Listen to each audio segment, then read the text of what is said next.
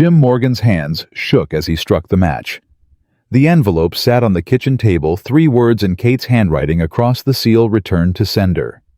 He'd written her after she vanished, told her she belonged with them. With Lily. With him. She'd sent it back unopened. Behind him, Lily stood in her nightgown, barefoot on the cold floor. "Papa, is Miss Kate coming back?" He looked at his daughter's face, at the hope there that was killing them both. Then he walked to the barn and saddled his horse. Before we continue, if you love stories about second chances and the kind of love that refuses to quit, hit that subscribe button. Stay with us until the very end and drop a comment telling us what city you're watching from so we can see how far this story travels. Now let's ride. The leather creaked under Jim's weight as he cinched the saddle tight. Duke, his bay gelding, shifted beneath him. The horse knew long rides the way old dogs knew storms were coming. "Papa." Lily's voice cut through the pre-dawn cold. She stood in the barn doorway, wrapped in her mother's old shawl, too big for her small frame. 8 years old, and already she'd learned that goodbye meant maybe forever. "Go back inside, sweetheart. It's cold." "Where you going?" Jim tied his bedroll behind the cantle. His rifle went into the scabbard. 3 days' provisions in the saddlebag. He'd hunt the rest, or go hungry. "West." "To find Miss Kate." It wasn't a question. Lily was small, but she wasn't stupid. She'd asked about Kate every night for 2 months. He'd run out of lies that satisfied either of them. Jim knelt down eye level with his daughter. Her brown eyes. Elizabeth's eyes searched his face with an intensity that hurt to witness. "Listen to me. Martha's gonna watch you while I'm gone. You mind her here. You're bringing Miss Kate back. I'm gonna try. What if she don't want to come?" The question landed like a fist. Jim looked at the small wooden horse clutched in Lily's hand, the one Kate had carved by firelight last spring. 3 nights of patient work, shaping pine into ears and mane and delicate hooves. Lily had cried when Kate gave it to her. "Then I'll come home alone," Jim said. "But at least I'll know I tried." Lily pressed the horse into his palm. Her fingers were cold. "Take it. So Miss Kate knows we still got it. That we remember." Jim's throat tightened. He tucked the horse into his coat pocket, then lifted Lily onto his shoulders and carried her across the yard to Martha Coulter's place. The old widow stood on her porch with a lamp waiting. "You're really doing this," Martha said. Not a question. "Yes'm." "That girl ran for a reason, Jim. You thought about that. Every damn day." Martha's weathered face softened. She'd buried 2 husbands and raised 5 children in this territory. She knew what it cost to love hard things. "Then go. And don't come back without her." Jim set Lily down. The girl wrapped her arms around his waist and held on like she could keep him there through sheer will. "I love you, Papa." "Love you too, baby." He mounted Duke before he could change his mind. Lily stood on Martha's porch, small against the rising light. She didn't cry. 8 years old, and she already knew tears didn't change anything. Jim looked back once, saw his daughter's face, the trust there mixed with fear. A man's word is his bond. His father had told him that 20 years ago, dying of pneumonia in a Kansas farmhouse. Keep it or die trying. Jim had written Kate 3 weeks after she left, told her she belonged, told her Lily needed her, told her things he'd never said to her face because he was a coward who let good things slip away. She'd sent it back unopened, 3 words written across the seal in ink that might as well have been blood. But a man's word was his bond. The hoofbeats echoed across the frozen yard. Jim didn't look back again. The road stretched empty before him. East to west across Wyoming territory, through country that killed careless men and broke careful ones. 6 months ago felt like another lifetime. Kate had arrived in April, when the world was shaking off winter.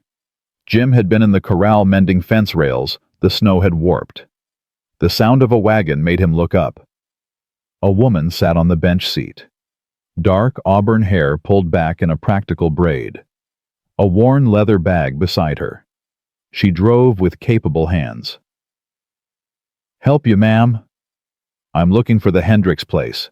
Hired to tend their boy fever. 3 miles south. But you're gonna pass them if you ain't careful. No marker on the road." She nodded her thanks, started to drive on. Then she saw Lily. The girl sat on the porch steps, still in her nightgown, though it was past noon. Even from the road, Jim could see the flush on her face. The way she lay too still. The woman pulled the wagon to a stop, climbed down without asking permission. How long has she been like this? Jim followed her to the porch, confused and somehow grateful. "Since last night. I ain't good at this part." "Boil water, clean cloths, whatever herbs you got." She knelt beside Lily, pressed her hand to the girl's forehead. Her touch was gentle but certain. The touch of someone who knew bodies and sickness. "Ma'am, I can't pay you much. Didn't ask for pay." She stepped into his house like she'd been born there, like she had every right. Her hands moved with practiced efficiency, checking Lily's throat, her pulse, the rash spreading across her chest. "Scarlet fever. Bad, but I've seen worse." "She gonna die?" The woman looked up at him, green eyes direct and unflinching. "Not if I can help it." She stayed 3 days, nursed Lily through the fever with cool cloths and herbal teas and a quiet presence that made the house feel less empty than it had in 3 years since Elizabeth died screaming in childbirth, since the midwife had handed him a tiny daughter and told him his wife was gone. Kate saved his daughter, and somehow she never left. She stayed through summer, planted a garden that bloomed wild and beautiful, taught Lily to read using Elizabeth's old Bible, shared their meals and their silence. Jim fell in love watching her braid his daughter's hair. He fell in love hearing her laugh at Lily's stories about the mean rooster.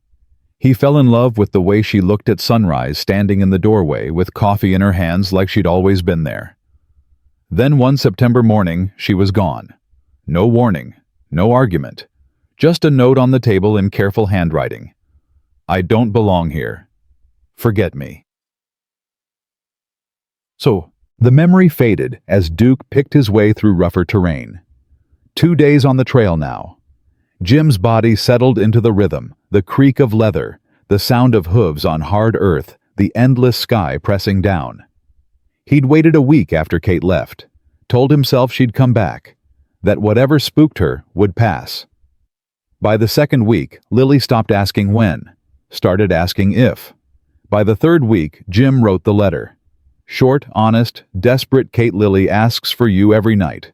I tell her you had to go, but I don't believe it. I think you're scared. I think someone told you once you weren't enough. They lied. Come home. We're waiting. Jim." He'd sent it to Sweetwater Creek, the town she mentioned once, the place she said she came from.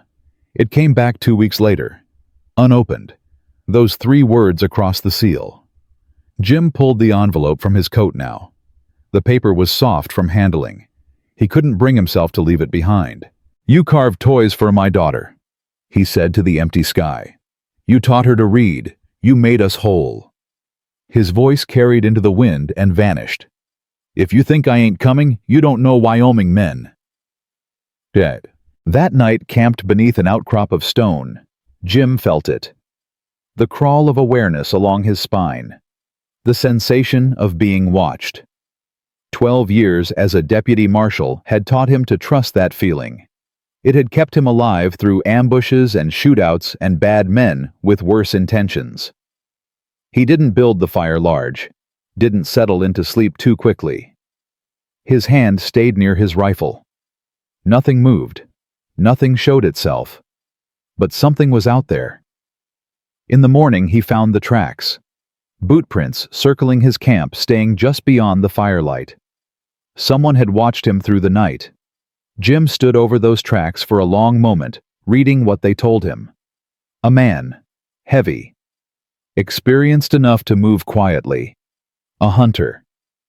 He thought of Martha's warning before he left. She'd pulled him aside while Lily played in the yard. "Jim, I gotta tell you something. About Kate."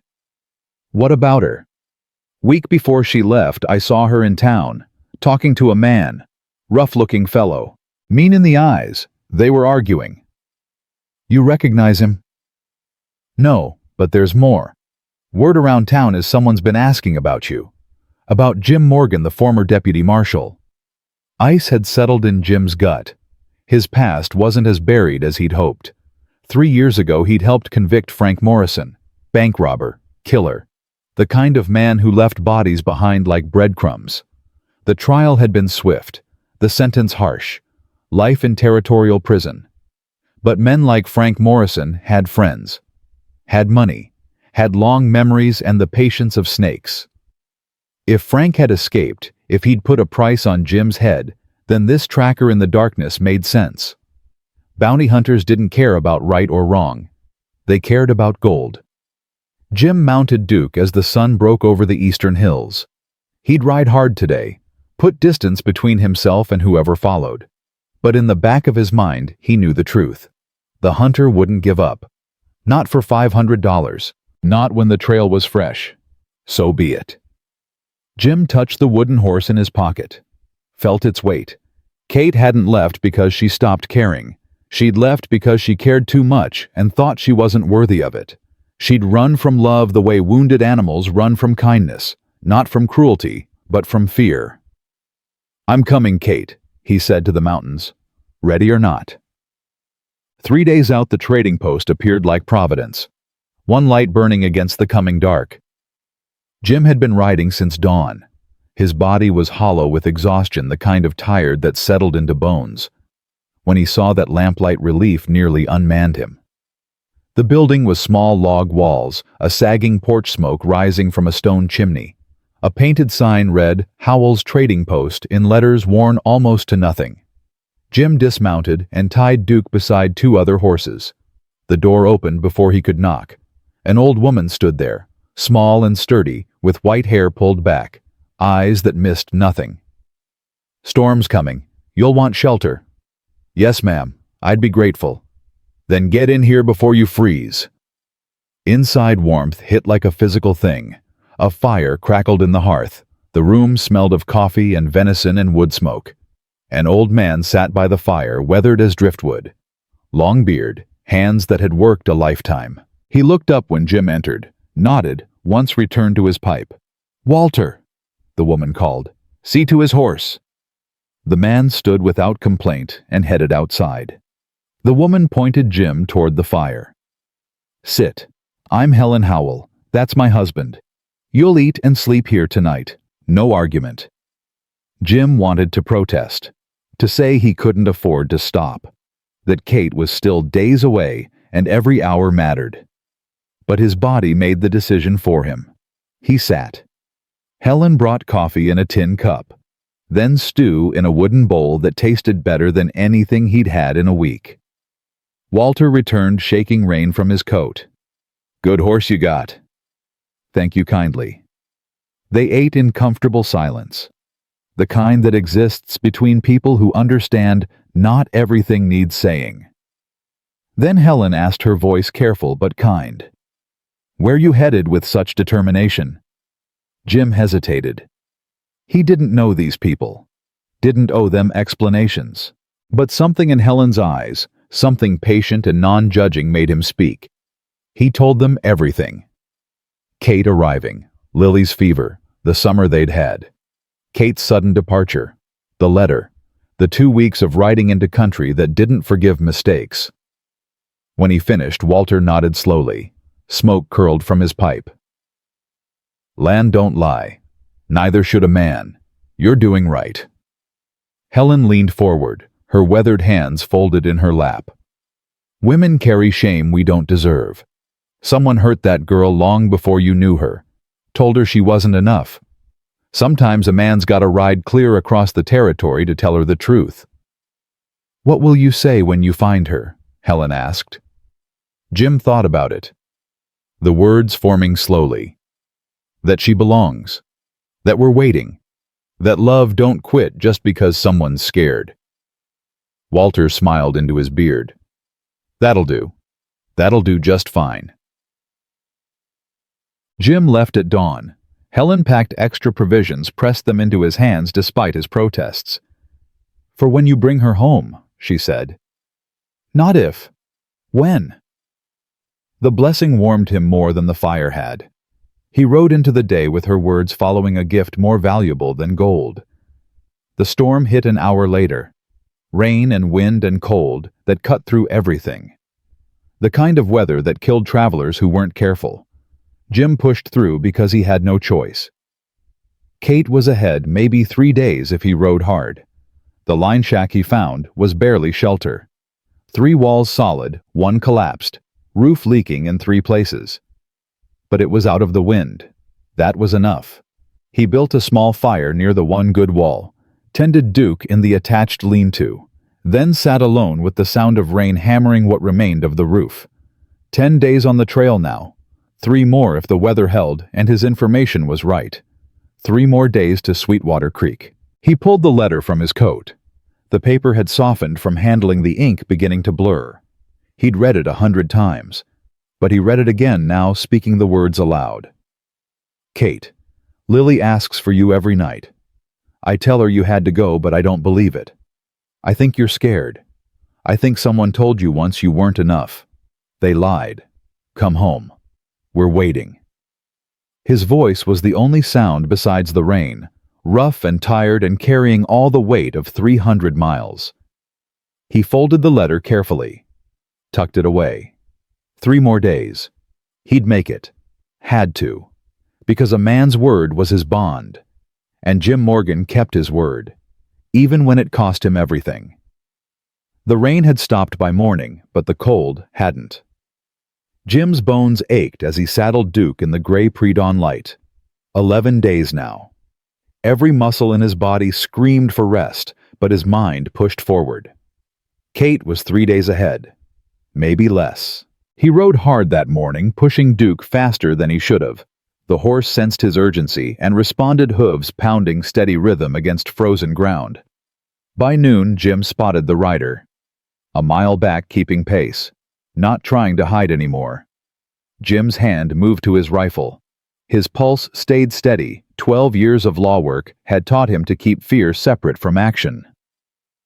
The rider came closer. Tall, broad-shouldered, long dark hair tied back. Half Shoshone by the look of him, wearing a long coat, dark with trail dust. The man stopped 30 feet away. His hand rested on his weapon, but didn't draw. "Jim Morgan." Not a question. "Who's asking?" "Name's Colton Reeves. Most folks call me Colt." Jim kept his rifle ready. "That's supposed to mean something to me. I'm a bounty hunter. There's paper on you. $500 dead or alive." The words hit like ice water. Jim's finger moved closer to the trigger. "I don't know what you've been told, but there ain't no bounty on me." Colt smiled, but there was no humor in it. "Frank Morrison says different. Says you put him away 3 years back. Says he's got unfinished business." "Frank's in prison. Was in prison. Broke out 6 months ago. First thing he did was put gold on your head." The rain had started again, cold and relentless. Jim kept Duke steady between them. "So what now?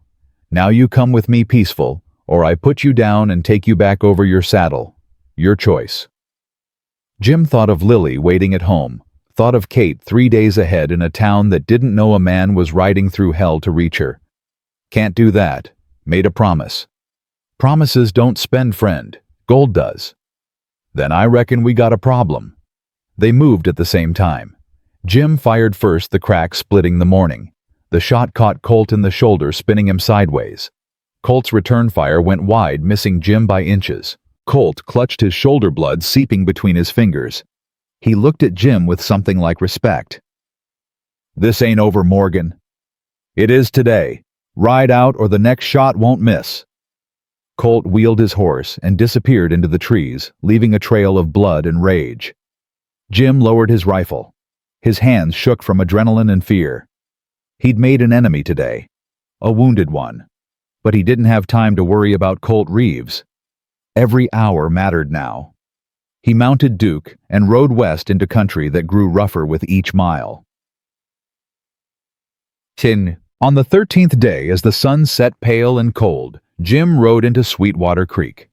The town was small, barely more than a collection of weathered buildings huddled against emptiness.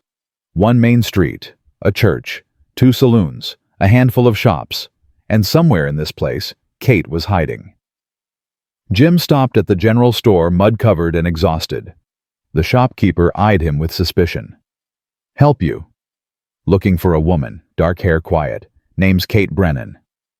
The shopkeeper's face changed slightly. "Don't know that name." "Please, I've come a long way." Something in Jim's voice must have convinced him. The man's expression softened. "There's a seamstress rents a room above Mrs. Porter's boarding house. She goes by Kate Wells, not Brennan. White building at the end of the street." Jim's heart pounded harder than it had when Colt drew down on him. This was different. This was everything. He rode to the boarding house and stood outside for a long moment, trying to steady his breathing. Trying to find the right words. 2 weeks had led to this. Everything led to this. He climbed the steps and knocked. The woman who answered was older, gray-haired, sharp eyes that assessed him immediately. "Help you?" "My name's Jim Morgan. I'm here to see Kate Wells. Tell her I rode from Wyoming." The woman studied him a moment longer, then nodded. "Wait here." She disappeared inside. Jim stood on the porch, hat in hands. 5 minutes passed. They felt like hours. The woman returned. Her expression told him everything. "She says to go home. She won't see you." The words hit like a fist. "She won't see me." That's what she said. "Can I just for a moment?" His voice cracked. All the exhaustion and desperation of 2 weeks breaking through. The woman's face softened. She glanced back toward the stairs. "She's crying up there. Has been since I told her you came." "That ain't a woman who wants you gone. That's a woman who thinks she don't deserve you to stay." Jim looked up at the second-floor windows. One showed lamplight flickering. A shadow passed across it. His heart broke and mended in the same moment. He walked down the steps slowly. Stood in the street beside his horse. He could leave now. Ride home. Tell Lily he tried. He looked up at that window again. Then he sat down on the boarding house steps. The woman opened the door. "What are you doing?" Jim looked at her steadily. "Waiting." "For what?" "As long as it takes." She studied him a long moment, then nodded once and went back inside. Jim settled against the railing. The sun moved across the sky. Shadows lengthened. People passed, gave him curious looks, moved on. He didn't move. Around midnight, the woman Mrs. Porter brought him coffee. Around 2 in the morning, she brought a blanket. He accepted both gratefully, but didn't move from the steps. The lamplight in Kate's window never went out. She wasn't sleeping either. And so he waited. The stars wheeled overhead. The wind picked up. His muscles ached. His shoulder throbbed where he'd slept on it wrong 3 nights back. But Jim Morgan didn't move. Because a man's word was his bond. Because he'd promised Lily. Because somewhere behind that window, Kate was fighting the same battle he'd fought for 2 weeks, the battle between fear and faith. He would wait. He would show her some men didn't give up. He would wait as long as it took.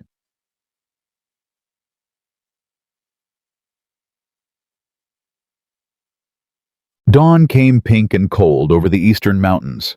Jim was still there, still waiting. His back pressed against the railing. His legs had gone numb sometime after midnight. The coffee had long since cooled, but he didn't move. Around 6 in the morning, the door behind him opened. Jim turned his head expecting Mrs. Porter. Instead, he saw Kate. She stood in the doorway wrapped in a shawl, her dark hair loose around her shoulders. Her face was pale with exhaustion and streaked with tears. Their eyes met, and the world narrowed to just that space between them. "You shouldn't have come," she whispered. Jim stood slowly. His joints protested. But he stood because a man stood when a woman spoke, especially when that woman held his whole world in her next words. "I shouldn't have let you leave." Silence stretched between them, electric, and full of everything they hadn't said. Kate's hand gripped the doorframe like she might fall without it. "Come in." she said finally. Please. Kate's room was small, a bed with an iron frame, a table scarred with years, a single chair, a washstand with a chipped basin, no pictures on the walls, no mementos, nothing that spoke of roots or permanence. Jim stood just inside the door, suddenly uncertain. This was her space, her refuge. Kate moved to the window and looked out at the place where he'd sat through the night. Why? She asked. Why would you do that? Jim thought about all the answers he could give. Because Lily needed her. Because he'd ridden 300 miles and wasn't about to stop at 20 feet. Because he was stubborn and foolish. But what he said was simpler. Because you matter. Kate's shoulders shook. She didn't turn around, but he could hear the tears in her voice. You don't know me. You don't know what I am. Then tell me. She turned then. The pain in her eyes was raw. I'm someone who leaves. That's what I do. I find good things and I run because I know they won't last. Better to leave first than wait to be sent away. Who sent you away? And there it was. The door that led into the dark rooms of her past. Kate sat on the bed, her hands folded in her lap. I was 5 when my parents died. Fever took them both within a week. I remember the sound of my father's coughing, the way it stopped one night, and the silence was worse. Her voice was flat, distant. My Aunt Sarah took me in. She had 5 children already, but family was family. I stayed with her for a year, tried to be good, tried to be invisible so I wouldn't be a burden. Kate looked at her hands. But I was a burden. When winter came hard, Aunt Sarah made a choice. She sent me to her sister Margaret. Jim listened without interrupting. Aunt Margaret was childless, thought maybe I'd be a companion. But I was 6 and I didn't know how to be what she needed. After 8 months, she sent me to Cousin Thomas. The litany continued, each home a variation on the same theme. Cousin Thomas, whose wife thought Kate was cursed. Uncle John, who drank. Uncle Robert, whose new wife was jealous. Cousin Elizabeth, who wanted a servant. 7 homes before I was 15. 7 times being told I wasn't wanted, wasn't loved, wasn't enough. Her eyes met Jim's. So when I came to your ranch when you and Lily were kind, when it started to feel like home, I waited. Waited for the moment you'd realize I wasn't worth keeping. But I never did. No, you never did. And that terrified me more than anything. Jim moved then slowly, crossed the small room to sit in the chair near her bed. There's something else, Kate said. Something I haven't told you. Jim felt his hands tighten. His name was Silas Blackwood. Kate spoke it like a curse. When I was 15, I ran out of relatives. I heard about a ranch owner looking for help. Silas seemed decent enough at first. Paid fair. Gave me a room. That lasted about a year. Her voice went quieter. Then he started drinking. Started looking at me different. Started saying things. One night he came to my room drunk. Tried to force himself inside. I climbed out the window and ran. Where'd you go? Anywhere. Everywhere. Learned healing from a woman in Denver. Traveled with her till she died. After that I went town to town. Never staying long. Never using my real name because I was afraid Silas would find me. Did he? Kate nodded, tears sliding down her face now. He found me in Wyoming, a week before I left your ranch. Rode up when you were out with cattle, when Lily was inside. Told me he'd make trouble, would claim I stole from him, would have the law on me. Or worse, he said he'd hurt Lily just to punish me. Understanding crashed over Jim. She hadn't left because she stopped caring. She'd left to protect them. So you ran again. I always run. It's what I know. Jim leaned forward. And did running work? Did Silas forget about you? Kate looked away. No. He's here, in Sweetwater Creek. I saw him 2 days ago. Jim stood and walked to the window. The sun was fully up now. Voices rose from the street below. Somewhere down there, Silas Blackwood was walking around thinking he'd won. The lawman and Jim wanted to find Silas right now. Settle this quick and final. But the man in him knew there was a better way. "I'm not leaving," Jim said. "Not without you." "Jim, you don't understand. Silas will do nothing." Jim turned to face her. In his eyes was something Kate had never seen directed at her before. Not pity, not obligation, but fierce protective certainty. "I dealt with men like Silas Blackwood for 12 years. I know exactly what he is. And I know he won't touch you, not while I'm breathing." "You can't promise that." "I just did." Kate stood agitated. "You rode all this way. You sat on those steps all night. And for what? For someone who's going to bring you nothing but trouble. Someone who runs at the first sign of danger." "You didn't run from danger. You ran toward it. You took it away from me, from Lily, and you carried it alone because you thought that was noble." "That was cowardice." "No." Jim crossed the room in 3 strides, his hands gentle on her shoulders. "It was love. Misguided maybe, but love. And I'm here to tell you something nobody else apparently ever told you." Kate looked up at him, her eyes wide. "You don't have to carry things alone. You don't have to run. You don't have to earn the right to be loved, and I'm asking you to accept it." He reached into his coat and pulled out the wooden horse, held it between them. "Lily made me bring this. She said to tell you we still have it, that we remember, that we're waiting." Kate took the horse with trembling hands, held it against her chest, and broke. The tears came in great shaking sobs, years of held-back grief, a lifetime of believing she wasn't worth keeping. Jim held her while she cried. Said nothing because there was nothing to say. Just let her empty out all the poison. When the tears finally slowed, Kate pulled back, looked up at him. "What will you say when you find her?" she whispered. "Helen asked you that." Jim remembered. Standing in that trading post with 2 strangers who believed in what he was doing. "I told her I'd say that you belong, that we're waiting, that love don't quit just because someone's scared." Kate's breath caught.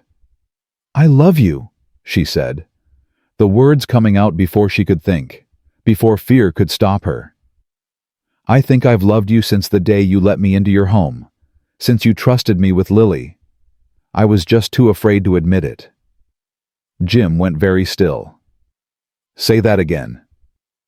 "I love you, Jim Morgan." He cupped her face in his hands. His thumbs brushed away tears. "I love you too. Have loved you since you saved Lily's life. Since you planted that garden and stood in my doorway at sunrise, like you were meant to be there. I rode 300 miles to tell you that." Then he kissed her. Gentle and sure. A promise made with lips instead of words. Kate kissed him back, tasting coffee and smoke and something sweeter than both. Tasting hope. When they pulled apart, both breathing hard, Kate rested her forehead against his. "Take me home," she whispered. "Please, I want to go home." But the world wasn't finished testing them yet. They left Kate's room an hour later.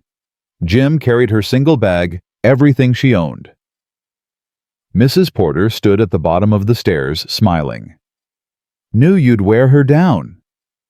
"Thank you, ma'am, for the coffee, the blanket, all of it. Just bring her back if she runs again." Kate managed a small laugh. "I won't run." They stepped out into morning sunlight. Jim helped Kate onto Duke. They'd ride double to the livery, get her a horse there. That's when Jim saw him. A man stood across the street. Big, thick through the shoulders, greasy dark hair, dead eyes. Silas Blackwood. Kate went rigid behind Jim. Her fingers dug into his arm. Silas smiled, started walking toward them. "Well, well, little Kate finally decided to come out." Jim's hand moved to his hip, but he'd left his gun with Duke's saddle. Silas kept coming. Been waiting for you, girl. You owe me 2 years' wages, plus interest. Jim stepped in front of Kate. You got 3 seconds to turn around and walk away. Silas laughed. That's supposed to scare me. You, her new keeper. I'm the man telling you to leave. And if I don't... Jim's voice dropped, went cold. Then what happens next is on you. Silas's hand moved toward his belt, toward the knife Jim could see there. But Jim had been a lawman too long. He read the violence before it happened. He moved first. Jim closed the distance in 2 steps, caught Silas's wrist before the knife cleared its sheath, twisted, bone cracked. Silas howled. The knife clattered to the dirt. Jim swept Silas's legs out and put him on the ground hard, planted a knee in his chest, leaned down close. You listening? Silas nodded, pain replacing bravado. Kate's leaving this town. She's going back to Wyoming with me. You're gonna forget you ever knew her. Forget her name. Forget her face. Because if I hear you've come within 100 miles of her, if I hear you've spoken her name, I will come for you. And next time I won't be gentle. Jim stood, looked at the small crowd that had gathered. This man bothers anyone else, you let me know. Name's Jim Morgan, former deputy marshal. I ain't hard to find. He turned back to Kate, helped her onto Duke, mounted behind her. Silas struggled to his feet, cradling his broken wrist. His face was twisted with rage and humiliation. But he didn't follow, didn't say another word. Jim rode them out of Sweetwater Creek at a walk, unhurried, unafraid. When they'd cleared the town, Kate turned in the saddle. Thank you. Didn't do it for thanks. I know, that's why it matters. They rode in silence for a while. Then Kate asked, How long till we're home? Home. The word settled in Jim's chest like warmth. 5 days if weather holds, maybe 6. And Lily, will she forgive me? Jim thought of his daughter standing on Martha's porch, small and trusting, and so full of hope it hurt. She's been waiting for you to come back since the day you left. Ain't nothing to forgive. Kate was quiet. Then, I'm scared. I know. What if I mess this up? What if I... Then we'll figure it out, together. Kate leaned back against him, let his arm steady her, and for the first time in longer than she could remember, she let herself believe. Mom did. They made camp that night in a grove of pines. Jim built a fire while Kate unpacked the provisions Mrs. Porter had given them. You really sat on those steps all night? She asked. Yes, ma'am. That was foolish. Yes, ma'am. Kate smiled despite herself. Why? Jim looked at her across the fire. The flames painted her face in gold and shadow. Because I made you a promise in that letter. Even if you didn't read it, even if you sent it back, I still made it. And a man's word is his bond. Kate finished. I know, you said that before. My father told me that when I was 10 years old. He was dying of pneumonia, could barely breathe, but he made me promise I'd take care of my mother and sisters, and I did. Kept that promise till the day I left home. How old were you?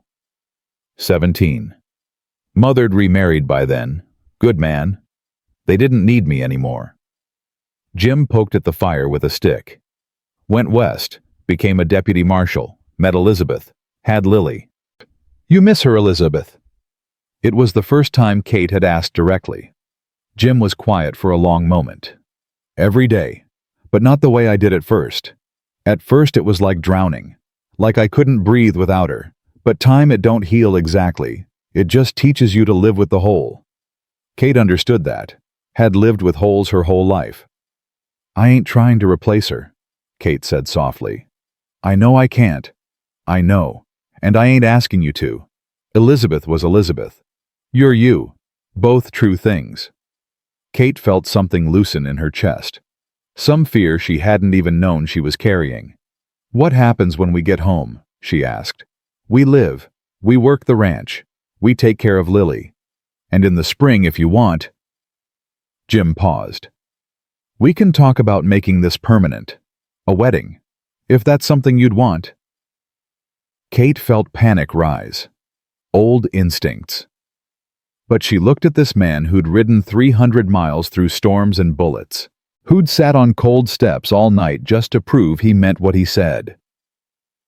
"I'd want that," she said quietly. "Very much." Jim smiled. That rare full smile that transformed his face. He came around the fire and kissed her, slow and deep and full of promises. When they finally slept, it was with Kate tucked against Jim's chest, his arms around her, the fire burning low.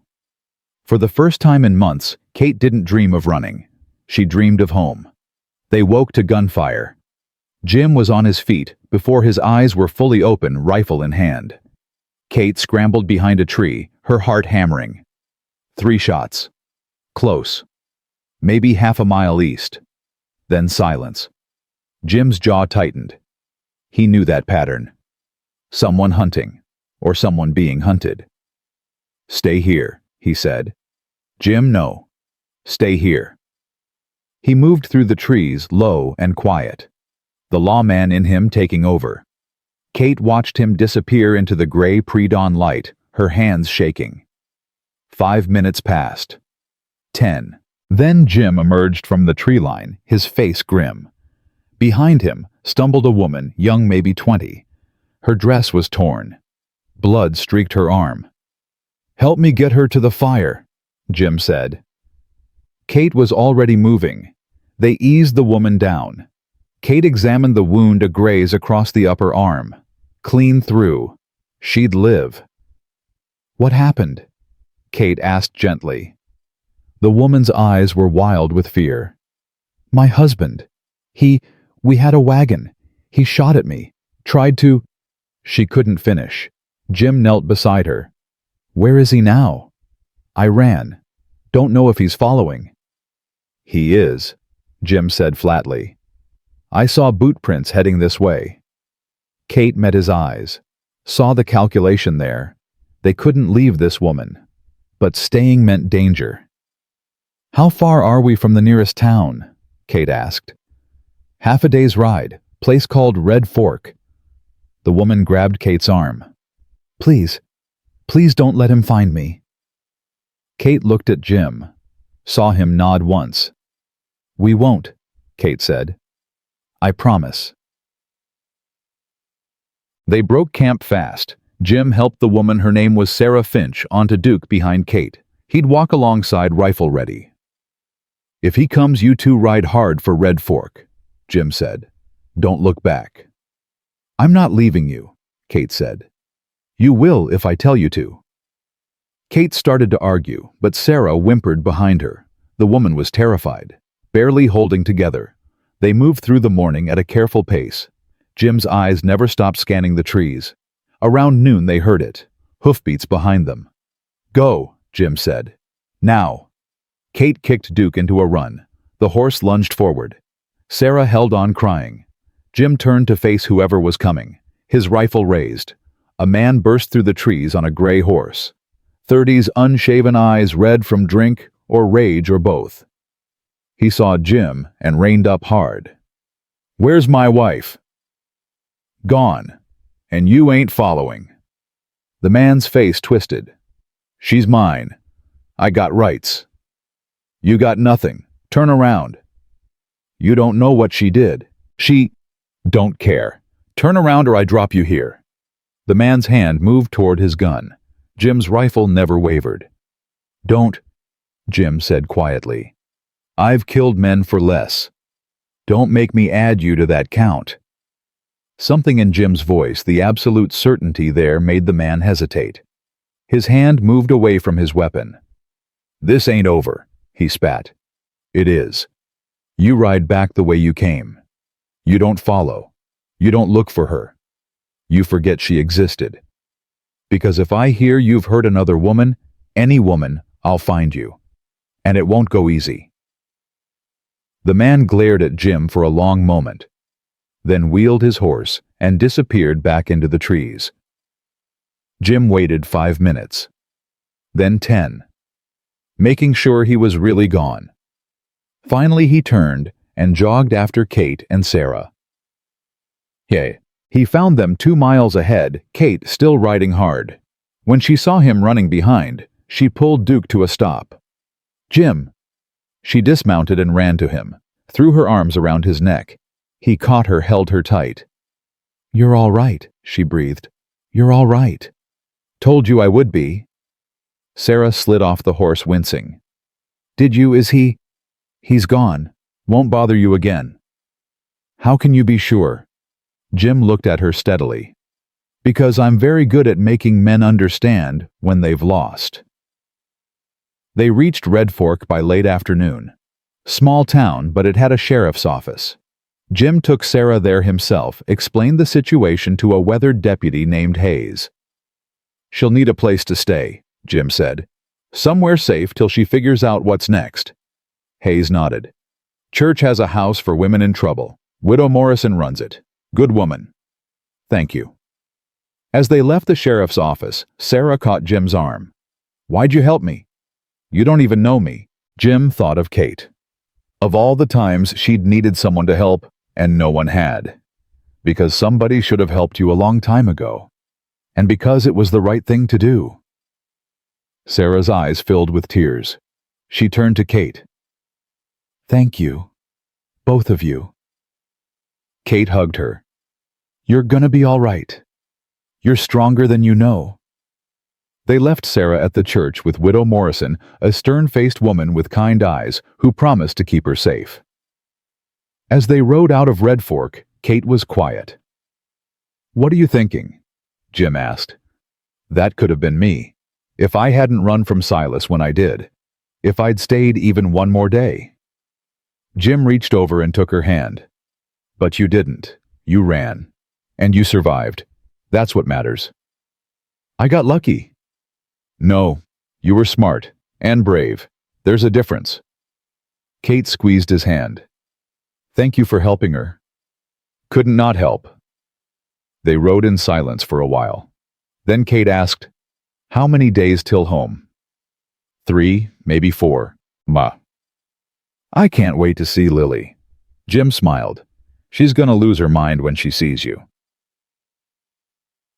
But that night, trouble found them again. They'd camped in a shallow ravine, thinking it would shelter them from wind. Jim was checking Duke's hooves when he heard it. The scrape of boot on stone. He straightened slowly, reached for his rifle. "Don't!" The voice came from above. Jim looked up and saw Colt Reeves standing on the ravine's edge. His left arm was bandaged, his rifle pointed at Jim's chest. Kate stood near the fire, frozen. "Colt," Jim said carefully. "Thought you'd moved on." "Thought I had too. But then I got to thinking. About that shoulder you gave me. About the $500 I'm losing by letting you go." "So you changed your mind?" "I'm a practical man, Morgan. And $500 is $500. Jim kept his hands visible. "You really gonna shoot an unarmed man?" "If that's what it takes." Kate stepped forward. "Please, don't do this." Colt's eyes flicked to her. "This your woman?" "Yes." "Pretty. Shame she's gonna watch you die." "She won't," Jim said, "because you're not gonna kill me." Colt laughed. "That's so. What makes you think that?" "Because you're tired. You said it yourself back in those rocks. You're tired of hunting, tired of killing, tired of dying alone. Don't mean I can't do my job. No, but it means you won't. Not for $500. Not when you look at her and see what you threw away." Colt's rifle wavered slightly. His eyes went to Kate again. "You love her?" Colt asked. "More than breathing." "She love you back?" "Yes," Kate said before Jim could answer. "I do." Colt was quiet for a long moment. His rifle still pointed at Jim, but the certainty was gone from his face. "My wife left me 5 years ago," Colt said. "Mary, prettiest woman I ever saw.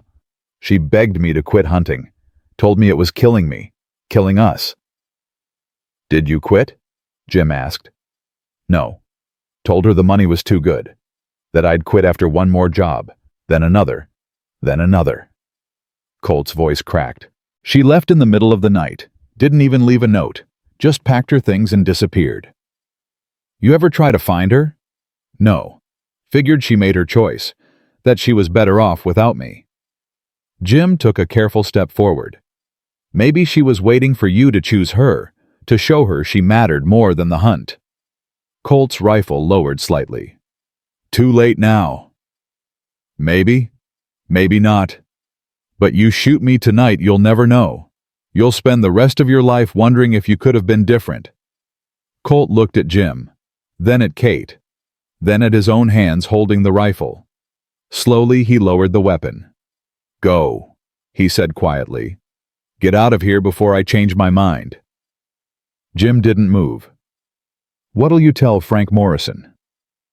That you died in a shootout. That I couldn't bring back a body. He won't like it, but he'll believe it. Men like Frank want to believe their enemies are dead. Why are you doing this? Colt met Jim's eyes. Because I see you looking at her the way I used to look at Mary. And maybe if I let you go, it means somewhere someone's letting me go too. Jim nodded slowly. Thank you. Don't thank me, just... Colt's voice roughened. Just don't waste it. Don't let her slip away because you're too proud or too scared or too stupid to hold on. I won't. Colt turned and walked back into the darkness. This time Jim knew he wouldn't be back. Kate ran to Jim and he caught her, held her tight while she shook. It's over, he murmured into her hair. It's over. He could have killed you. But he didn't, and we're going home. They rode hard the next 2 days, putting as much distance as possible between themselves and Sweetwater Creek. Between themselves and everything that had tried to stop them. On the morning of the 18th day since Jim left his ranch, they crested the final ridge. There, Jim said. That's home. Kate looked down at the valley spread below them. The ranch house small but solid. Smoke rising from the chimney. The barn and corral. The pastures where cattle grazed. And on the porch, a small figure stood, shading her eyes against the afternoon sun, watching the road.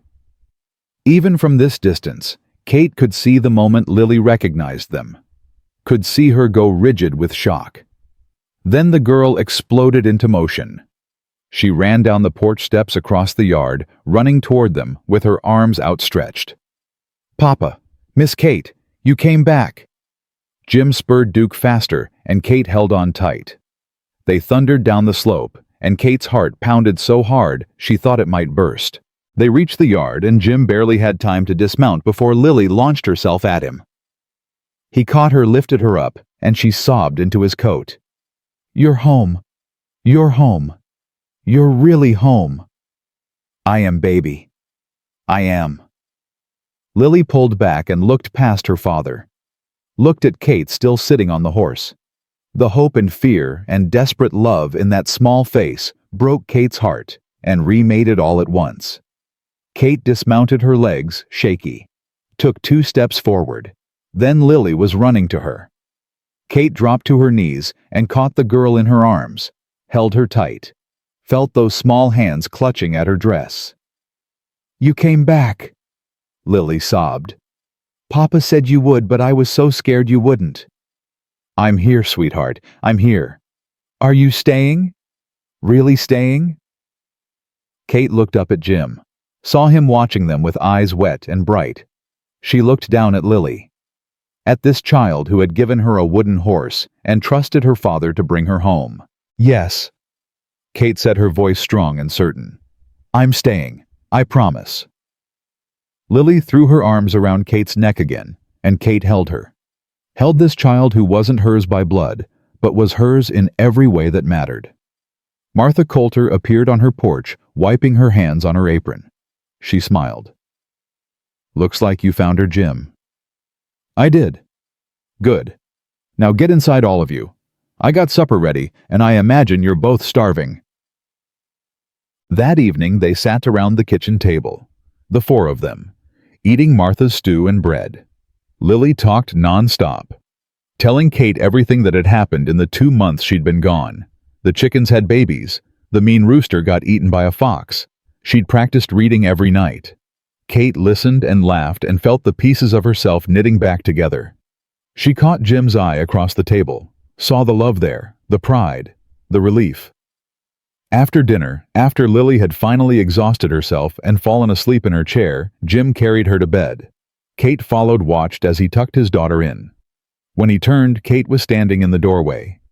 "Thank you," she said quietly, "for not giving up, for riding all that way, for everything." "A man's word is his bond," Jim said. "I told you that you belonged, had to prove it." "You did. You proved it." Kate moved to him, put her hands on his chest, felt his heartbeat strong and steady. "What happens now?" she asked. "Now we live, we work the ranch, take care of Lily, get through winter, and in the spring—" Jim paused. "If you want, we can talk about making this permanent. A wedding." Kate felt a flutter of old panic, but she pushed it down, looked at this man who had given her everything and asked for nothing in return. "I'd want that," she said. "Very much." Jim smiled and kissed her, soft and deep and full of promises. They walked out onto the porch into the cool October evening. The stars were out, brilliant and cold. Kate leaned against Jim and his arm came around her shoulders. "I'm scared," she admitted. "What if I mess this up? What if I—" "Then we'll figure it out together. But Kate, you couldn't disappoint me. Leaving disappointed me because it meant you didn't trust what we had was real. I trust it now. Good, because I ain't letting you go again." Kate turned to face him. "What about Colt? What if Frank Morrison sends someone else?" "He might, but we'll deal with it when it comes. Together." "And Silas?" "Silas won't come near this place. He knows better now." Kate searched his face, looking for doubt, for hesitation, found none. "I love you, Jim Morgan. I love you too. Have since the day you walked into my life and saved everything I thought I'd lost." They stood on that porch as the night deepened. Two people who'd been broken in different ways, finding wholeness in each other. Inside, Lily slept peacefully for the first time in months. The stars wheeled overhead. The mountains stood watch.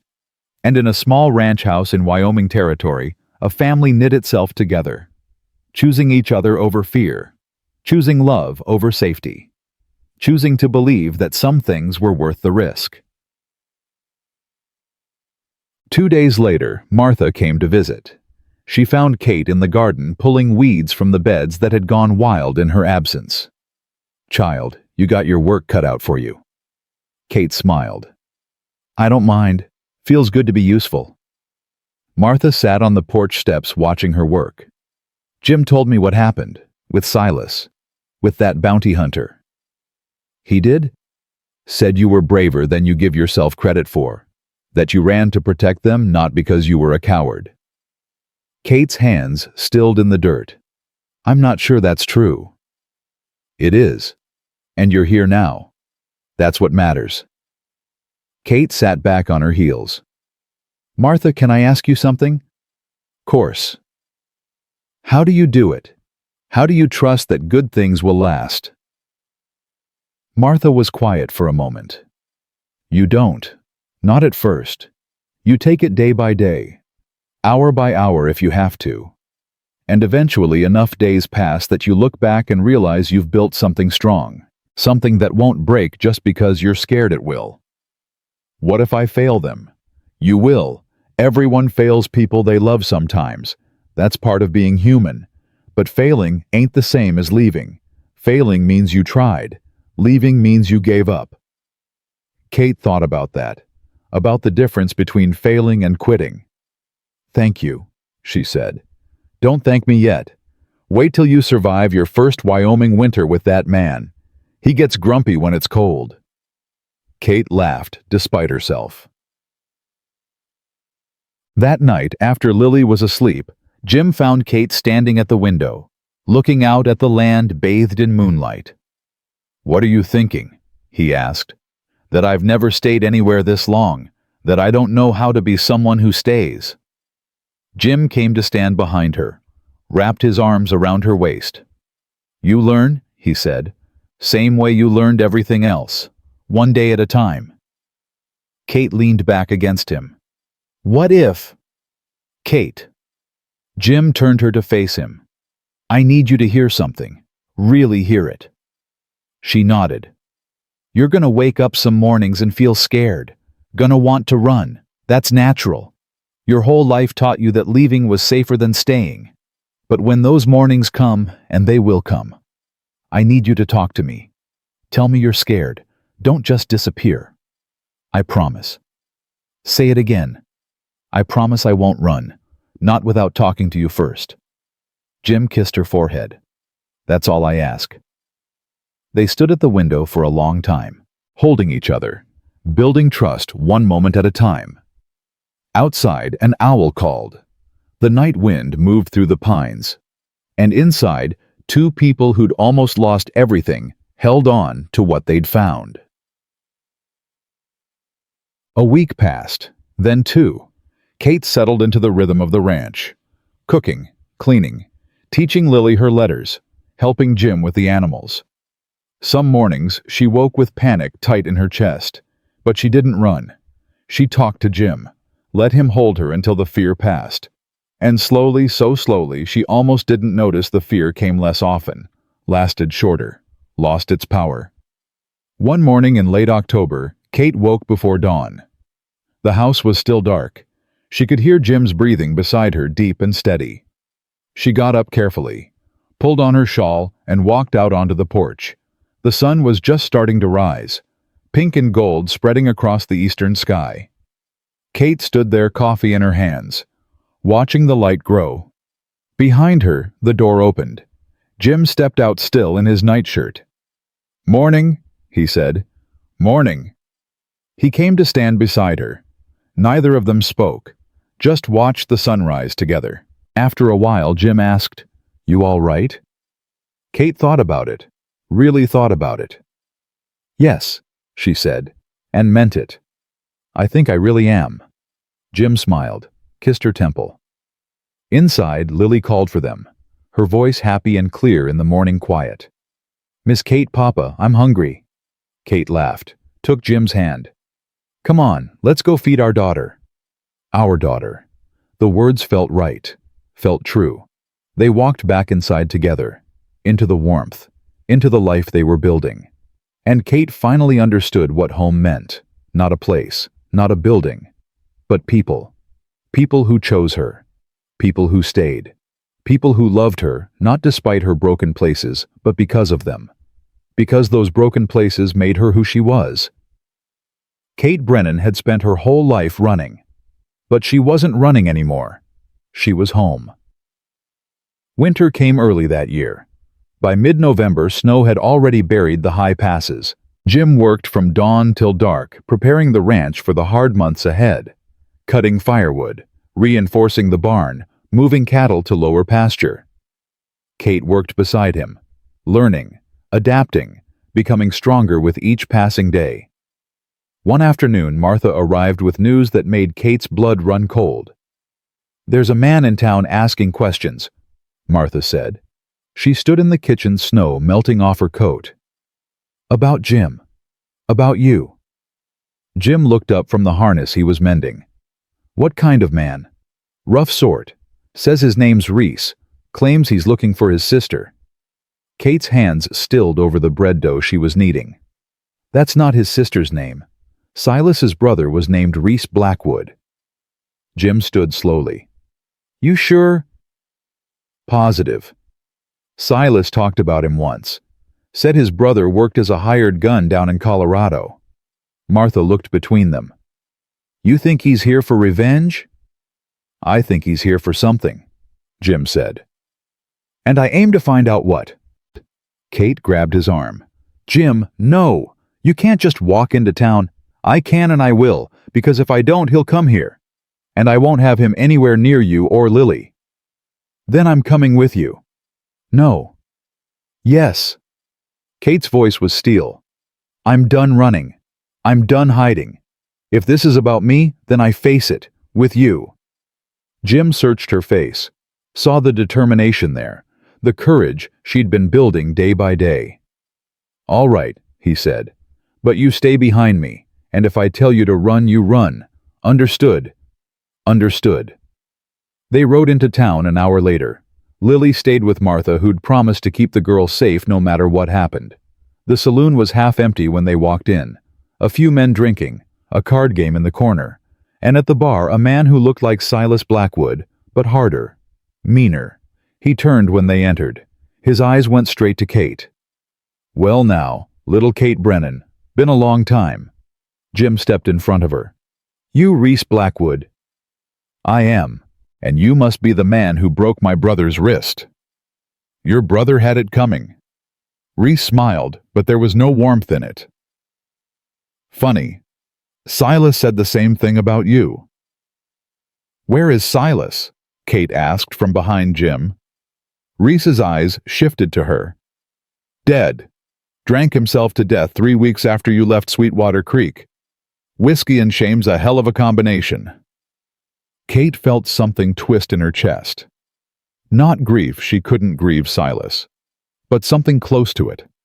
A life wasted. A man destroyed by his own choices. "I'm sorry," she said. "Are you?" Reese pushed off the bar. "Because my brother spent his last weeks talking about you, about how you destroyed his life, how you were the only good thing he ever had, and you ran." "She ran because he tried to rape her," Jim said flatly. "Don't dress it up pretty. Silas was a drunk and a predator." Reese's hand moved toward his gun. Jim's was faster. The saloon went silent. Every man in the room watching, waiting. "Go ahead," Jim said quietly. "Draw, but understand I was a deputy marshal for 12 years. I've killed 7 men in fair fights. I'll make it 8 if you're stupid enough to try me." Reese's hand stilled. His eyes calculated the odds. Didn't like what he found. "This ain't over." "Yeah, it is. Your brother's dead." Kate's moved on. "Only question now is whether you're smart enough to do the same." Reese looked at Kate, really looked at her, saw something that made his face twist with bitter understanding. "He loved you, you know, in his own sick way. You were all he talked about." "That wasn't love," Kate said. "That was ownership. There's a difference." Reese was quiet for a long moment. Then he drained his whiskey and set the glass down hard. "Yeah, I reckon there is." He looked at Jim. "You take care of her. Don't let her slip away." "I won't." Reese walked past them and out into the snow. The door swung shut behind him. Kate realized she'd been holding her breath. She let it out slowly. "Is it really over?" she asked. "It's really over." They walked back to their horses. Kate's legs felt weak, but she made them work, made herself keep moving forward. As they rode home, Jim reached over and took her hand. "You did good back there." "I was terrified." "I know, but you stood your ground anyway. That's courage." Kate squeezed his hand. "I learned from the best." December brought heavier snow. Jim taught Kate how to move through it, how to find cattle buried in drifts, how to break ice on the water trough every morning before dawn. It was hard work, brutal work, but Kate had never felt more alive. One evening, after Lily had gone to bed, Kate found Jim in the barn. He was brushing Duke, his movements slow and rhythmic. "Can't sleep?" she asked. "Just thinking." "About what?" Jim set down the brush, turned to face her. "I want to marry you, Kate. Soon as spring comes. I know we said we'd wait, but I don't want to wait anymore." Kate's heart hammered. "Jim, I know you're scared. I know this is fast. But I also know I want to spend the rest of my life with you, and I don't see the point in waiting when I'm already sure." Kate crossed the barn, took his hands in hers. "I'm scared," she admitted. "But not of marrying you. I'm scared I'll wake up one day and this will all be gone, that I'll mess it up somehow. You won't. You can't know that. No, but I can promise that even if you do mess up, I'll still be here. That's what marriage means. Staying through the mistakes. Kate looked up at him. At this man who'd ridden 300 miles to find her. Who'd fought for her. Who'd waited on cold steps all night just to prove he meant what he said. Ask me, she whispered. What? Ask me to marry you. Properly. Jim smiled, dropped to one knee right there in the barn, still holding her hands. Kate Brennan. Will you marry me? Yes. Yes, I'll marry you. Jim stood and kissed her, deep and sure and full of joy. Behind them, a small voice said, Does this mean Miss Kate's gonna be my mama? They broke apart. Lily stood in the barn doorway, in her nightgown, eyes wide. Kate's heart clenched.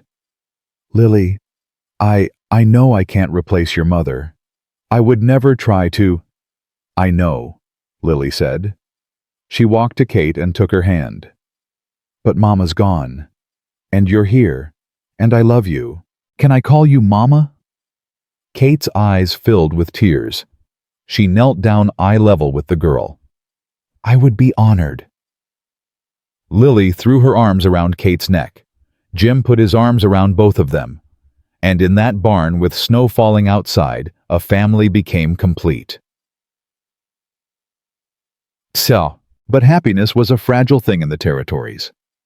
3 days before Christmas, a rider came to the ranch. Young, maybe 19. He rode hard, his horse lathered with sweat. Jim was in the yard when the boy arrived. He took one look at the kid's face and knew it was bad news. You Jim Morgan. I am. Message from Marshal Davis in Laramie. Frank Morrison escaped again. Killed 2 guards. He's headed this way. Kate heard from inside the house. She appeared in the doorway, flour on her hands. Jim's face had gone hard. When? 3 days ago. Marshal says Morrison's got 4 men with him. Says they're looking for you. How long till they get here? Day. Maybe 2 if the snow slows them. Jim turned to Kate, saw the fear on her face, made his decision. Pack essentials. You and Lily are going to Martha's. She's got that root cellar you can hide there if needed. I'm not leaving you. Kate. No. She walked down the steps, stood in front of him. You didn't leave me when Silas came. I'm not leaving you now. This is different. Morrison's a killer. He'll burn this place to the ground just to hurt me. Then we'll face him together. Jim looked at her. Saw the woman who'd spent her whole life running finally learning to stand. You're sure? I'm sure. The young rider cleared his throat. Marshal says he's sending deputies, but they won't get here for 3 days at least. The passes are snowed in. Then we hold out till they arrive, Jim said. After the rider left, Jim and Kate worked fast, boarding up windows, loading rifles, moving all the ammunition to the house. Jim sent Lily to Martha's despite the girl's protests. I need you safe, baby, Jim told her. Can you be brave for me? Lily hugged him tight, then hugged Kate. You come back, Lily said. Both of you. We will, Kate promised. Martha took Lily's hand. I'll keep her safe. You two watch your backs. As Martha and Lily disappeared into the snowy evening, Kate felt her resolve waver. What if we don't make it? She asked. We will. Jim. He pulled her close. Listen to me. I didn't ride 300 miles and fight tooth and nail to get you here just to lose you now. We're gonna make it. Both of us. You hear me? Kate nodded against his chest. Say it. We're gonna make it. Again. We're gonna make it. Jim held her until the shaking stopped. Then they went inside to wait. Morrison came at dawn. Kate was at the window when she saw them. 5 riders coming from the east, moving slow, confident. Jim. He was beside her in seconds, rifle in hand. That's them. The riders stopped 50 yards from the house. Morrison sat in the center, a big man with a scarred face and dead eyes. "Jim Morgan," he called. "You remember me?" Jim opened the door a crack, kept his rifle ready. "I remember." "Good. Then you know why I'm here. You're here because you're a fool. Because you broke out of prison just to get killed in Wyoming snow." Morrison laughed. "Big talk from a man trapped in a house. You're welcome to try me, but understand, I've got enough ammunition to hold this place for days, and Marshal Davis is sending deputies. They'll be here by tomorrow afternoon." "Then I guess we better make this quick." Morrison drew his gun and fired. The shot splintered the door frame next to Jim's head. Jim returned fire. His shot took one of Morrison's men in the shoulder, spinning him off his horse. The other three scattered, taking cover behind rocks and trees. "Get down!" Jim yelled. Kate dropped to the floor as bullets tore through the windows. Glass shattered. Wood splintered. Jim moved to the other window, fired twice, heard a scream, another man down. Kate, the rifle by the back window. She scrambled across the floor, grabbed the weapon. Her hands were shaking, but she made them steady. A man appeared at the back window. Kate fired without thinking. The recoil slammed her shoulder. The man fell. "Good shot," Jim called. But Morrison was smart. He'd split his remaining men, 2 at the front, 1 circling to the barn. "They're gonna fire the barn," Jim said. "Try to smoke us out." "What do we do?" "I go out there, stop them before they can light it." "Jim, no. I have to. That barn goes up, we lose everything. The animals, our supplies. We won't survive the winter." Kate grabbed his arm. "Then I'm coming with you." "Kate, I can shoot. You taught me. I won't let you go out there alone." Jim looked at her, saw the determination, the courage. "Stay close. Do exactly what I say. Understood." "Understood." They went out the back door low and fast. The snow was falling hard now, covering their tracks.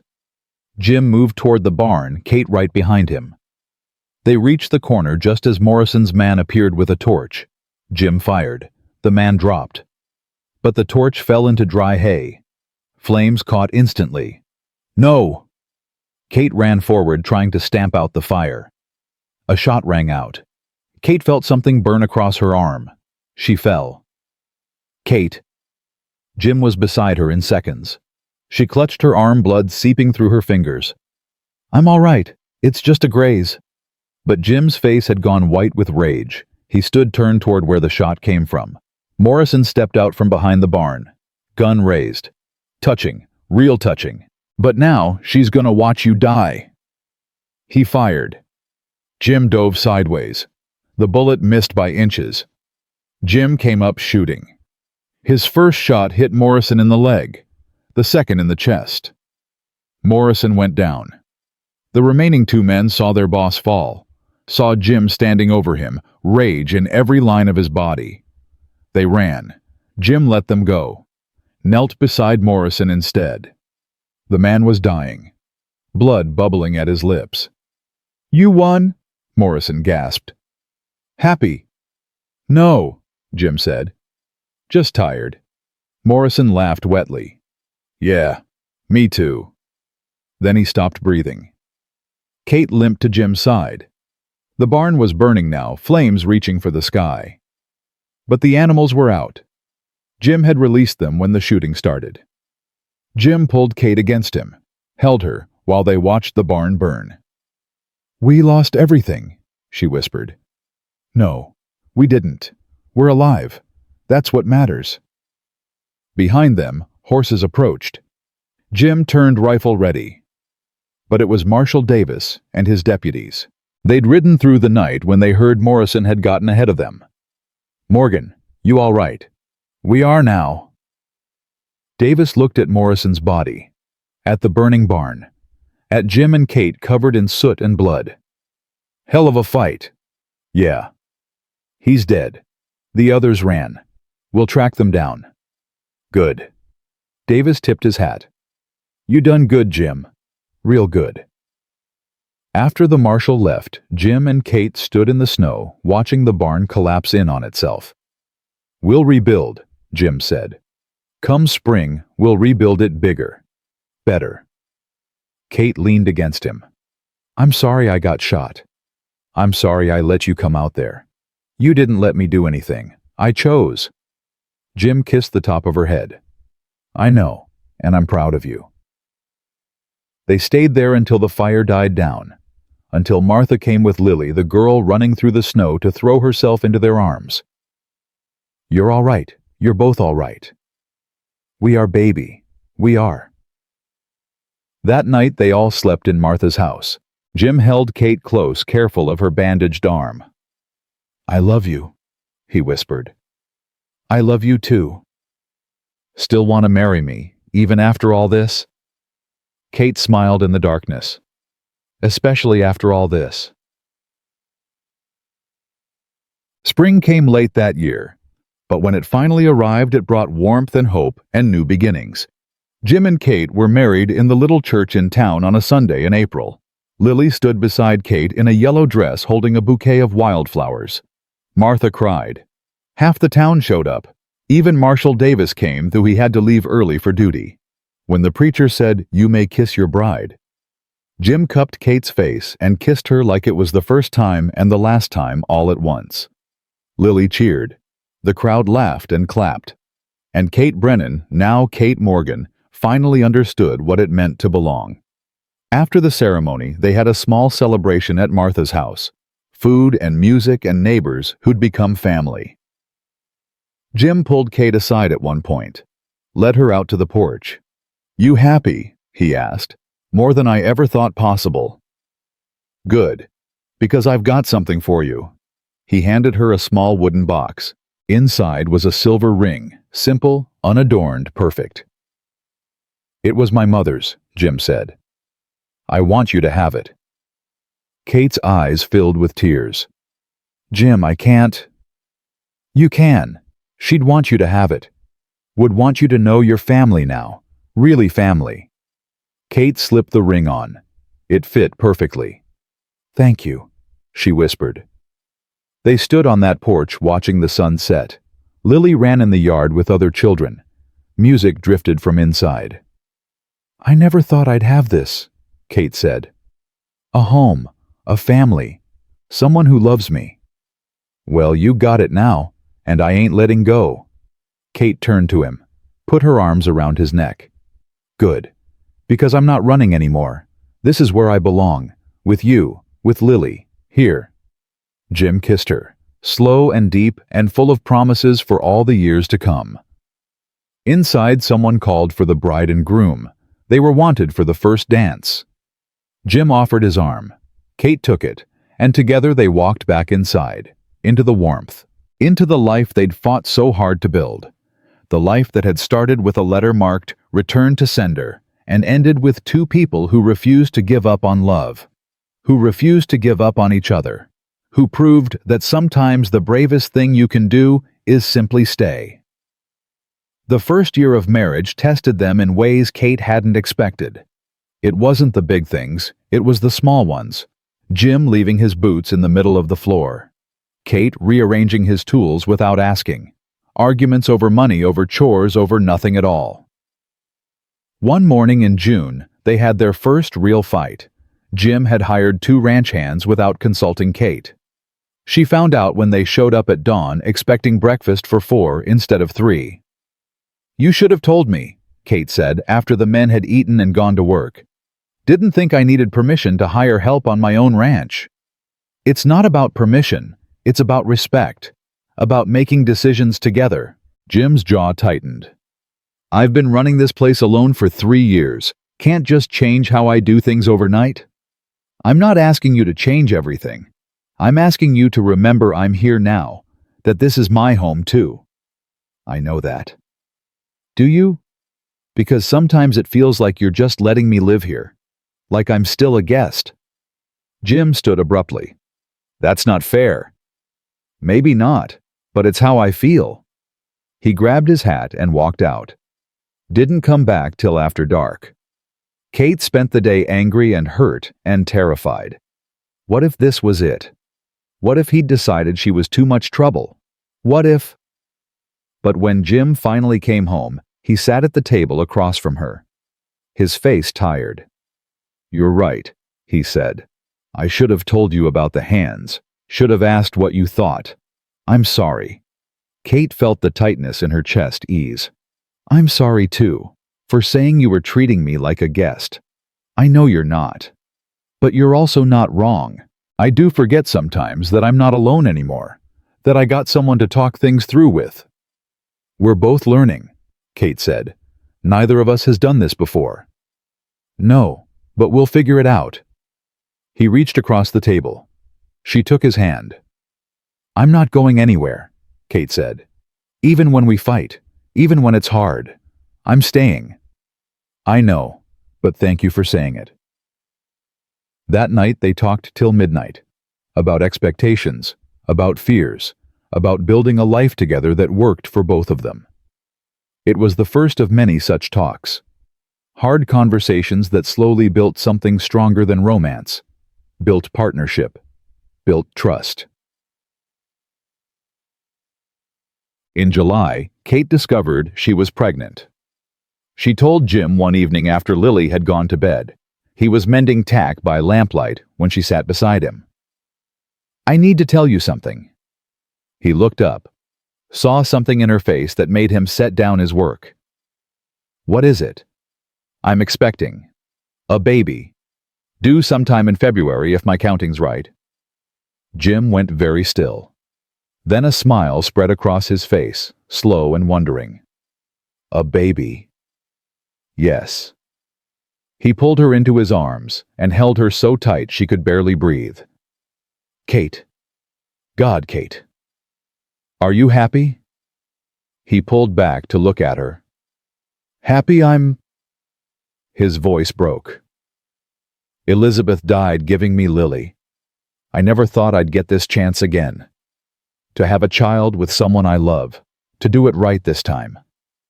You did it right with Lily. I did it scared. Did it alone.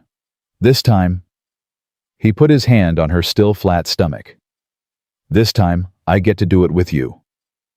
Kate felt tears slip down her face. "I'm terrified." "Me too. What if something goes wrong? Then we'll face it together. But Kate, we got the best doctor in the territory willing to come stay with us when your time comes. We got Martha, who's delivered half the babies in this county. We got everything we need." "What if I'm not a good mother?" Jim cupped her face. "You're already a good mother. To Lily. This baby will be lucky to have you." Kate leaned into him, let herself believe it. They told Lily the next morning. The girl's reaction was everything Kate hoped for. "A baby. Really, I'm gonna be a big sister." "You are," Kate said. Lily threw her arms around Kate's waist. "This is the best news ever." But that afternoon, Kate found Lily crying in the barn. "Sweetheart, what's wrong?" Lily wiped her face quickly. "Nothing." "Lily." Kate sat beside her in the hay. "Talk to me. Will you still love me when the baby comes?" Kate's heart broke. "Oh, honey, of course I will. Having another baby doesn't mean I love you less. Love doesn't work like that." "But it'll be your real baby. I'm just—" "You're my daughter. Real as real gets. Biology doesn't change that. Promise." "I promise. Cross my heart." Lily leaned against her. "I'm gonna be the best big sister ever." "I know you will." August brought its own challenges. Kate's morning sickness hit hard. Some days she could barely keep water down. Jim did his best, brought her tea, held her hair when she was sick, took over cooking when the smell of bacon made her run from the room. "I'm sorry," Kate said one morning after a particularly bad spell. "For what?" "For being useless, for not pulling my weight." "Kate, you're growing a human being. That's not useless." "I can't even cook breakfast." "So we'll eat cold biscuits for a while. Won't kill us." But Kate could see the strain. Jim was doing the work of 3 people. The ranch hands helped with the cattle and heavy labor, but the house lily. Kate, all of it fell on him. One afternoon, Martha found Kate crying in the garden. "What's wrong, child?" "I'm failing them. I can't keep house, can't cook, can't do anything but be sick." Martha sat beside her. "You're not failing anyone. You're pregnant. It's temporary." "But Jim understands. That man rode 300 miles to find you. You think a few months of morning sickness is gonna change how he feels?" "No, but I hate being weak." "You're not weak. You're human. There's a difference." Martha pulled Kate to her feet. "Come on, I'm moving in for a few weeks. Gonna help with the house so you can rest." "Martha, I can't ask." "You're not asking. I'm offering. Now shut up and let me help." Kate hugged her. "Thank you." "Don't thank me yet. I'm a terrible cook and I snore like a bull. Jim's gonna regret this arrangement real quick." September brought news that changed everything. A lawyer arrived from back east. Young man in a suit too fine for ranch country. He asked for Kate by her maiden name, Kate Brennan. Kate went white when Jim brought him to the house. "Mrs. Morgan." "Yes." "My name is Thomas Whitmore. I represent the estate of your Uncle John Brennan." Kate's legs felt weak. "Uncle John, I haven't seen him in 15 years. "I'm aware. Nevertheless, he passed away last month, and he's left you something in his will." "Left me what?" "A house in Denver, and $5,000. Kate sat down hard. Jim steadied her. "That's impossible. Uncle John hated me. Sent me away when I was 9. Apparently, he had regrets. His will includes a letter for you." The lawyer handed her an envelope. Kate's hands shook as she opened it. The letter was short, written in a shaky hand. "Kate, I was a bastard to you. Sent you away because my pride couldn't handle another mouth to feed. Spent the last 20 years regretting it. Can't fix what I did. But I can give you this. A house, some money, a fresh start if you need it. I'm sorry.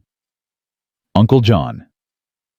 Kate read it twice, then handed it to Jim.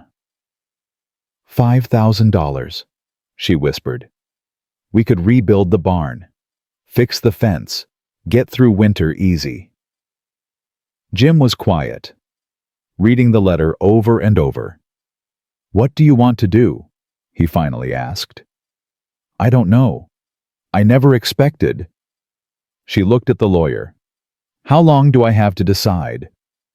"Take your time. The house will be held in trust until you claim it or sell it. The money is available whenever you're ready." After Whitmore left, Kate and Jim sat at the table. "This changes things," Kate said. "How?" "We could move to Denver, give Lily better schools. The baby would have doctors close by. Opportunities we can't give them here." Jim's face had gone carefully neutral.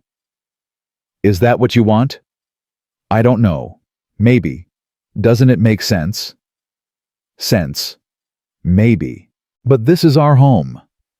"Jim, we barely survived last winter. The barn's gone. Money's tight. This could what, make us comfortable?" "Sure, but at what cost?" Kate felt frustration rise. "Why are you being stubborn about this?" "I'm not being stubborn. I'm being honest. This ranch is all I got. It's Lily's legacy. It's a hard life, Jim, and it's getting harder.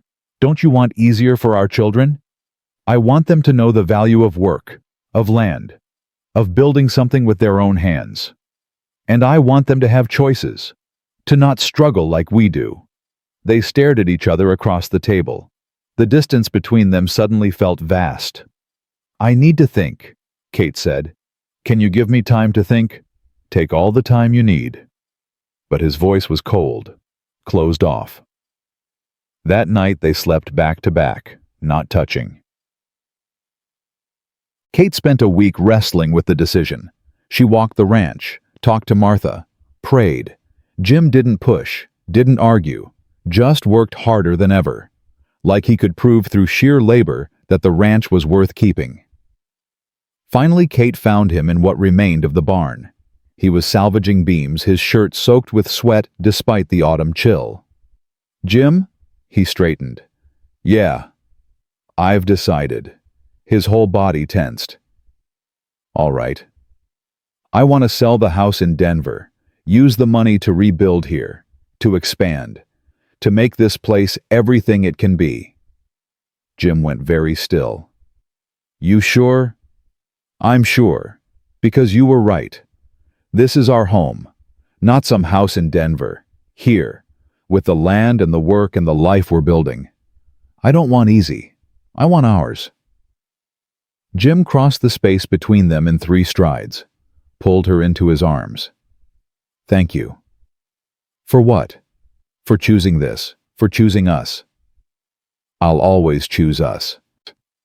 They stood there holding each other while the autumn wind picked up around them.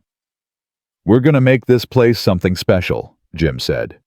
"Our kids are gonna grow up strong here, gonna learn what it means to build a life worth living. I know, and I'm glad I get to do it with you." Winter that year was easier with Uncle John's money.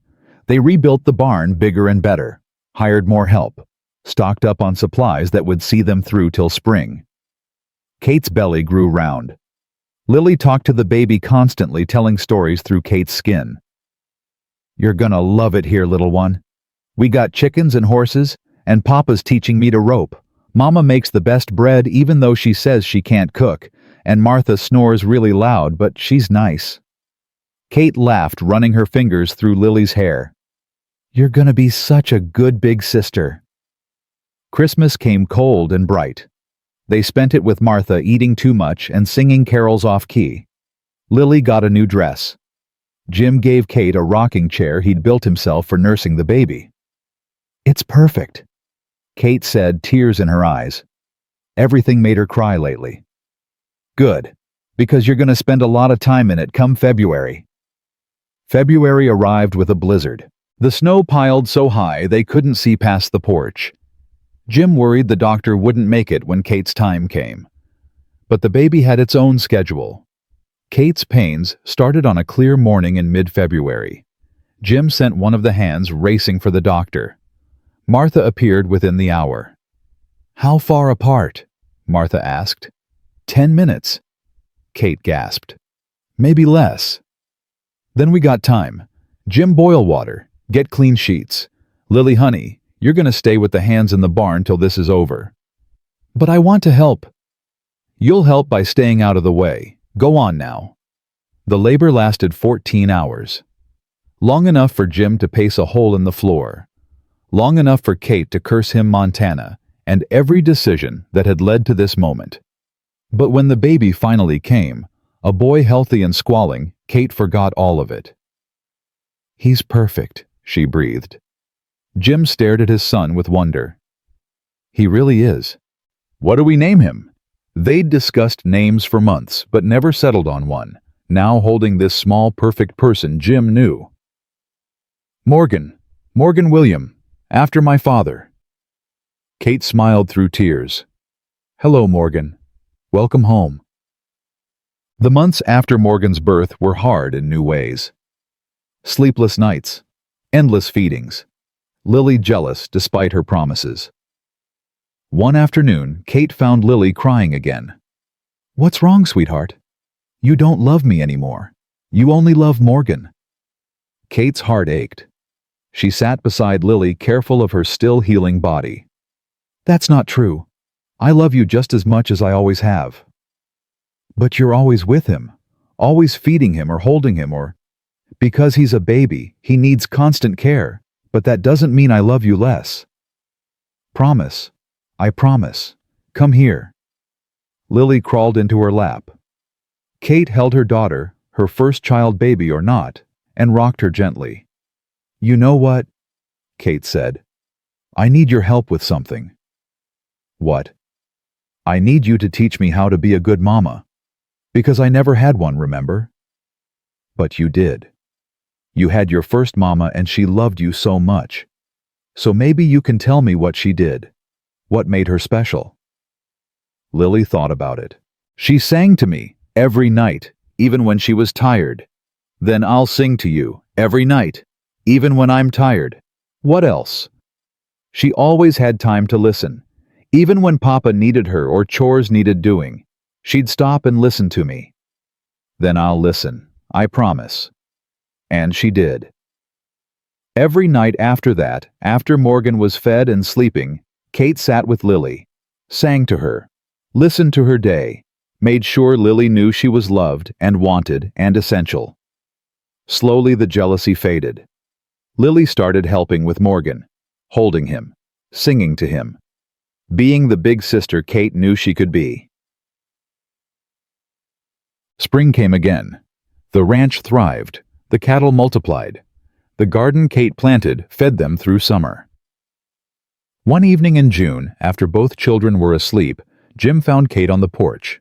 She was in her rocking chair, the one he'd built, just sitting, watching the sunset. "You all right?" he asked. "Yeah, just thinking." "About what?" "About how different my life is now.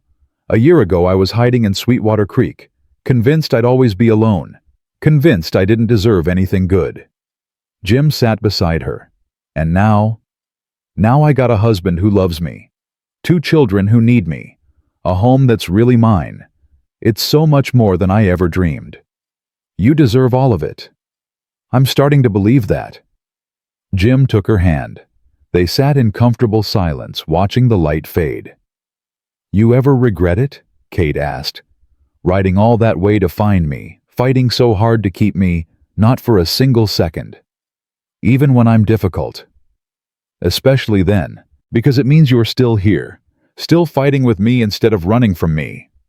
Kate smiled, squeezed his hand.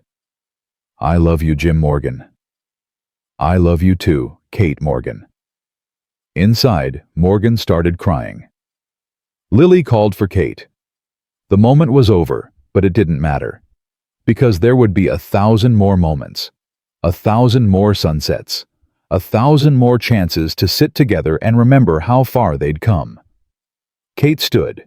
Jim stood with her. Together they walked back inside to their children, their life, their home. 23 years later, Kate stood on that same porch, older now, silver threading through her hair. Jim beside her, weathered but strong. They watched their grandson Lily's son Thomas play in the yard with Morgan's 2 daughters, 3 grandchildren, and more coming if Kate's intuition was right. "You ever think about that letter?" Jim asked. "The one you sent back?" Kate smiled. "Every day. Can't believe I was stupid enough to send it back unopened. Can't believe I was crazy enough to come after you anyway." "Yes, you can. You'd do it again in a heartbeat." "Damn right I would." They watched the children play, listened to their laughter carry on the evening wind. "We built something good here," Kate said. "Something that'll last." "We did. And it started because I wouldn't take no for an answer. And because I finally learned to stop running." Jim pulled her close. After 23 years, she still fit perfectly against his side. "Best decision I ever made," he said, sitting on those steps, refusing to leave. "Best decision I ever made was opening the door." Inside, Lily called for them. Supper was ready. The family was gathering. Kate took Jim's hand. They walked inside together into warmth and noise and love. Into the life that had started with 3 words, returned to sender, and became something neither of them could have imagined. Something stronger than fear, deeper than doubt, more enduring than all the miles and trials and tests they'd faced. They'd built a legacy, not of land or money or things that could be measured, but of love that refused to quit, of promises kept, of 2 broken people who'd found wholeness in each other. And as Kate looked around at her family, at Jim and Lily and Morgan and the grandchildren, she knew with absolute certainty that every hard moment had been worth it. Every tear, every fight, every terrifying step forward into the unknown. Because this was home. This was family. This was everything she'd spent her whole life running from, not realizing it was everything she'd been running toward all along. Kate Brennan, now Kate Morgan, had finally stopped running. And she'd found exactly what she'd been looking for. Not in a place. Not in comfort or safety or ease, but in the people who'd refused to let her go. Who'd fought for her. Who'd loved her through every broken piece until she finally believed she was worth keeping. She was home. Really, truly home. And nothing would ever make her leave again.